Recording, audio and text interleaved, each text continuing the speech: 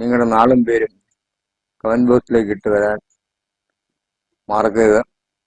ഇട്ട് തന്നാൽ നിങ്ങൾക്ക് വേണ്ടി പ്രത്യേകം പ്രാർത്ഥിക്കുന്നതായിരിക്കും. പൂജാതി കർമ്മങ്ങൾ ഉൾപ്പെടുന്നതായിരിക്കും. നമ്മളെ ഇന്നിവിടെ വിചിന്തനം ചെയ്യുന്നത് ശുക്രന്റെ ഗ്രഹപ്പർച്ച, അതായത് ജൂൺ മാസം 29 മുതൽ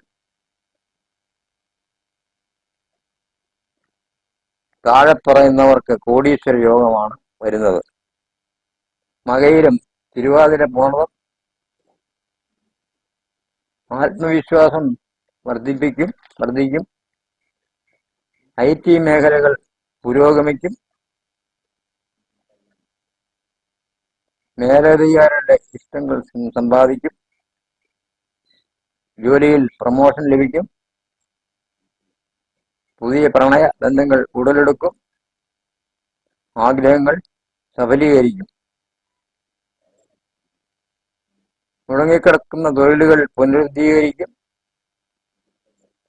സഹപ്രവർത്തകരിൽ നിന്നും സഹായ സഹകരണങ്ങൾ ലഭിക്കും. മുതിർന്നവരുടെ വാക്കുകൾ ഉപേക്ഷിക്കരുത്. ആഡംബരപൂർണമായ ജീവിതം ഉണ്ടാവും. ആരോഗ്യം മെച്ചപ്പെടും. ദമ്പതിമാർക്ക് സന്തോഷമുള്ള സമയമാണ്. മാനസിക സന്തോഷങ്ങൾ ഉണ്ടാവും.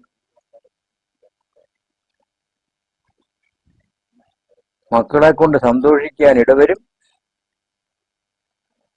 കിട്ടാക്കടങ്ങൾ തിരികെ കിട്ടും. വിദേശത്തുള്ളവർക്ക് പ്രമോഷൻ ലഭിക്കും. ആരോഗ്യം നല്ല സമയമാണ്.